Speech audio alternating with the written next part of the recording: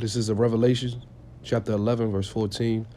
The second woe is past, and behold, the third woe cometh quickly. Shalom. First, I want to give all praises, glory, and honor to Yahweh, by Hashem, Yahushua, by Hashem, Rakakadash. Double honors to the apostles, the elders, and great millstone, and peace and salutations to the elect. Just wanted to grab a quick lesson, or well, yeah, you can call it a lesson, just a little informative, just getting into some of these news and what's going on, around the world. And this is as you can see, this is from a RT posting, speaking about the INF, that treaty. It says, after killing the INF, the U.S. has free hand to reassert supremacy in the world with new arms race. Okay, so what we just read in Revelations, the 11th chapter, it says the second woe meaning in this chapter, in this verse, the Second World War, okay, is past, okay, and behold, the third woe, which represents the Third World War that we're entering into now. Well, actually, we are in it now. It just hasn't gone hot, okay? We're in the Cold War. We're in the arms race, okay? And as I said, it cometh quickly. Now, the reason why I wanted to get this is because this is essentially what it's saying, man. And this is just more oxygen to the fire, so to speak. Okay, it says the collapse of the INF Treaty conceded by the Kremlin on Saturday is the result of decades-long strategic destabilization of a nuclear balance. By nuclear balance by the U.S., which wants a new international order and perhaps a fresh arms race, okay? Because we know the MO of the United States, which is predominantly, well, I can't even say predominantly, which is run, okay, by the elites, okay? And they're overall with these elites, when you go into these banking families, whether, Rothschilds, Rockefellers, DuPonts, they make their profit, which is in history. It's just something that's been documented and something that's been observed with these families is that, first and foremost, that they make money off wars, okay? They make money off of them. So, when there isn't war, they're not making no money, first, okay? And second, they have an agenda, okay? This new world order, this one world government that's been on the books for for decades, okay, for centuries, okay, and they're gearing towards it, they're working towards it, and they're using it, okay, by the means of like situations like this, them pulling out of certain agreements or contracts that were made, treaties that were made, and now they want to back out of it, okay. And just to do what? To build bigger weapons, man. Okay. And you got to use your common sense. Like, you backing out of treaties, treaties are there to keep the peace. Okay. And that's the thing. You got to use your brain here, man. You got to use your spiritual mind, because this is all at the end of the day this is the will of the Lord. Okay. At the end of the day. Okay. Because you got your elites, we can grab that. But you got your elites that are doing these things, but nevertheless, who's behind the scenes? Who's behind the scenes? Okay, controlling these people. All right, and this is let's just get it. I think it's 21. Yeah, it's Proverbs 21:1. It says, the king's heart is in the hand of the Lord. It says, as the rivers of water, he turneth it whithersoever he will. Okay, the king's heart, meaning the ruler's mind. Okay, that heart right there is alive. The mind is in the hand of the Lord, in the hand of Yahweh. Right. So there's a plan. The Lord has a will, and it's pretty much for this Third World War to take place. Okay. It's for that third when you go to Isaiah the 34th chapter, what is that, Joel the 3rd chapter, okay, and many other chapters in the book written speaking about Third World War and about these nuclear missiles that are being developed. Okay, they're being developed for a reason. Okay, there's an arms race for a reason. Okay, the Lord has it there's a set in a point in time where He's going to put the spirit on these elites to give the go, okay? Now there's a series of events that have to take place up until that point, but nevertheless, the end game is what? Okay, for that judgment to come down. Okay, those ICBMs are for judgment. Okay, but if you look, when you're looking at it from a carnal perspective, you see it as nations gearing up and preparing for war in order to take dominion, so to speak. Okay, in order to, because as you can see, I'm gonna just keep reading. It says a destabilization of the nuclear balance by the U.S. It says, which wants a new international order and perhaps a fresh arms race. It says on Friday, Washington said it was suspending its participation in the 1987 agreement for 180 days for alleged noncompliance by the other signatory, Moscow, right? Which is this, like, listen, they're looking for any type of excuse to get out of things so they can do pretty much what they want to do. And that's pretty much rule the world. It says the next morning, Vladimir Putin, flanked by two senior ministers, bemoaned the Russian could not save the milestone Cold War arms restriction agreement, despite generous offers to keep to up its transparency. This says, according to Pierre Emmanuel Thoman, says a geopolitics analyst from Paris 8 University, says this is the exact outcome Washington wanted. Of course, this is what they wanted. Okay, they have an agenda, they have a plan. They're being told what to do. All in all, okay, they're moving in accordance to their masters, man. Okay, it says which have already been decided beforehand to get out of the treaty regardless of concessions. It says, right, and this is a quote, right? It says the U.S. already destabilized the nuclear balance when they decided to get out of the ABM treaty in 2002. And when you look at the map, the United States are putting missile defense bases all around Eurasia, creating a feeling of encirclement in Russia and China, Thoman told the RT. And this is the thing, these people aren't stupid, man, okay? These people aren't stupid. Okay, you putting missile defense defense bases all around those countries, those borders that are right outside Russia. Okay, and then China, of course, being on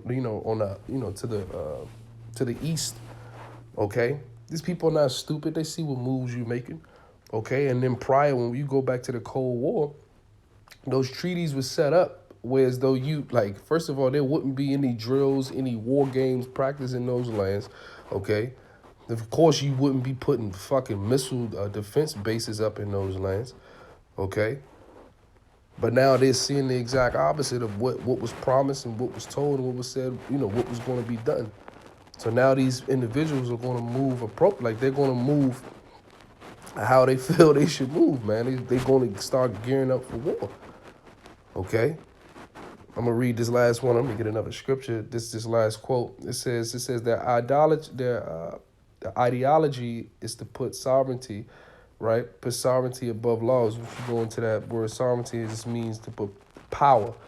Okay, it's pretty much synonymous with power above the international law. And it says, and they want to have total free hand to keep their supremacy in the world as long as possible.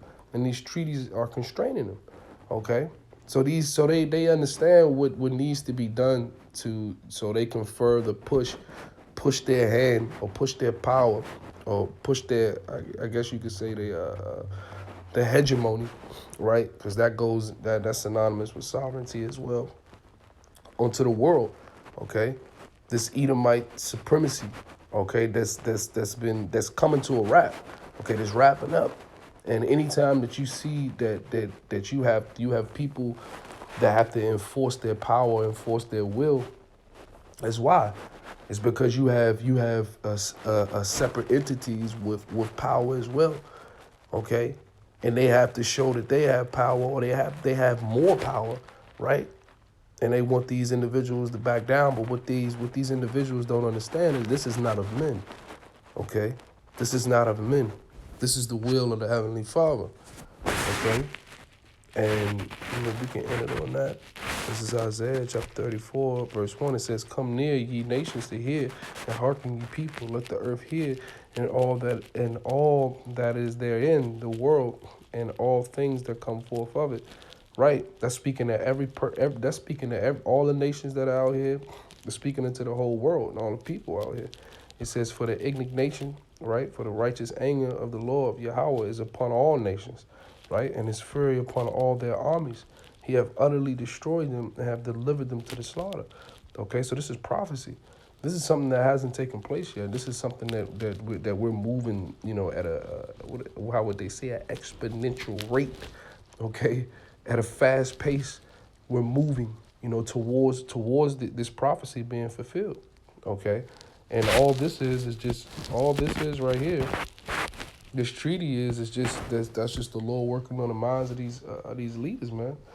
Okay, to show you that, listen, the Lord, hey, look, for the Lord indignation, because you got to think about it, for all of, first and foremost, for the complete destruction and the enslavement and complete slaughtering of the Lord's people, right? And no regard of it, and like in the time of Egypt, when Moses was called to come get us, and the Pharaoh wouldn't let us go. All right. So this is and along with everything else, and this is, like I said, it's primarily for Edom Esau, because he's the head of that dragon or that snake.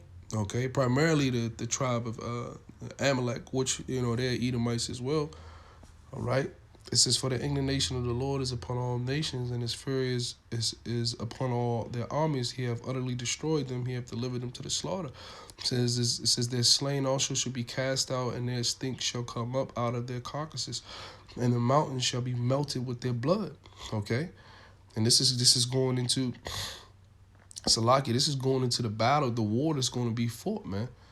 Okay, in the all in all, the amount of slaughter that's going to be out here, because the technology that the Lord has put the spirit on these individuals to make, is able to bring forth a lot of wrath. Okay, a lot of destruction. Okay, and they're going to use it.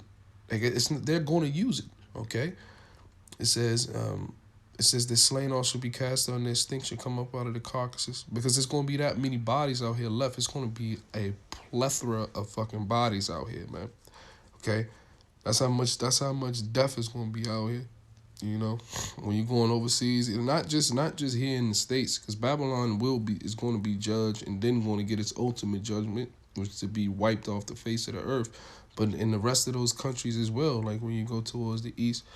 Okay, those surrounding countries around Israel, Iran, Iraq and Saudi, the Saudis, like all that area over there is going to be a hot zone, man, for war, because it already is now, but it's going to get that much worse, And this is not going to be a normal war, It's not going to be a normal type of war. Matter of fact, I'm gonna finish down. We can go to that. It says and the mountain shall be melted with the blood. It says, and all the hosts of heaven shall be dissolved, and the heavens shall be rolled together as a scroll. And what is that talking about, man? How the heavens gonna be rolled together as a scroll? Because if you've seen a nuclear bomb drop and all the testing that they have done, what does it show you? After that bomb has touched down, man, you see that flash of light, and that heat goes through, that force goes through, and that destructive wind takes place, and that happens. The aftermath of that, you see that mushroom cloud, and you see that scroll rolling, man. Okay, it says and all their hosts shall fall down. It says as the leaf fall from the vine. It says in the falling from the fig tree. It says, "For my sword shall be bathed in heaven. Behold, it shall come down upon Adumia, upon the people of my curse and my judgment."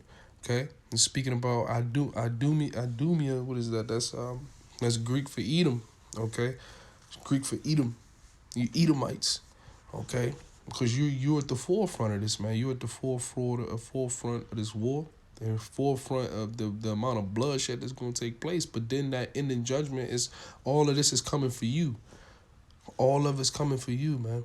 Everything, all the devices that you've created, they're solely and only been purposed for you. okay, and 2/3 of our people, okay, and whatever heathens get caught up in it. But primarily it's for you, because you can see the Lord singling you out within this precept. It says the sword of the Lord is filled with blood, is made fat with fatness, and the blood of the lamb and the blood of the goats, with the fat of kidneys and rams. For the Lord have a sacrifice and bodies, because that's what the Lord requires, man. All this wickedness and all this, all this wickedness that have taken place up until this point, the Lord requires a sacrifice for all that, man. You think you can just, you think you can just do all of the things that you've done from the time that you come, into power up until this point, and think that you've, gotten away with it? No, no, no, no. It don't work like that, man. It don't work like that. So the sacrifice that he's got prepared is you. Is you. Okay? So he's gonna have you go. He's gonna have you go to war. He's gonna have you fighting over something that you at the end, you ain't gonna even. You're fighting over something that you ain't gonna even have in the end. Okay, but it's all a sole purpose, because you gonna be sacrificed. Okay, Lord's gonna sacrifice you through via those missiles. Okay, matter of fact, let's get I'm gonna edit on that. What is that? Isaiah. I think it's a 9. Yep, Isaiah 9:5. It says, "For every battle the warrior is with confused noise and garments rolled in blood." Right, as a normal war would be fought, or an ancient war would be fought. It's a lot of tussling. It's a lot of how would you say? It's a lot of hand-to-hand combat. It's a lot of up close and personal type of fighting, man. We talking, sword, shield, and buckler. And and a lot of blood, right? It says, "But this shall be burn in the field of fire," man. So this what's coming, is, man, it's gonna be it's gonna be a lot. I just say that, man. So that's why you gotta fear, man, and do what you're supposed to do, because you definitely don't want to get caught up in that ultimately that destruction that's coming, with the missiles, man. Because they're not back. Like, I'm just go back to, they're not backing out of these treaties for nothing, man. All this stuff, they not building, they not having an arms race for nothing. They're not doing all these things just to flex into just, to show their power. It's no. They're not doing that. Okay? They're not doing that at all. So, this is what's coming, man. As you can see that missile up top, this is what's coming. And it ain't really, it's nothing that nobody can do about it. The Lord has spoken. All we can do is but yet prophesy. So with that, all praises, glory, and honor to Yahweh by Hashem Yahushua. Double honors to the apostles and elders, great millstone, and peace and salutations to the elect. Shalom.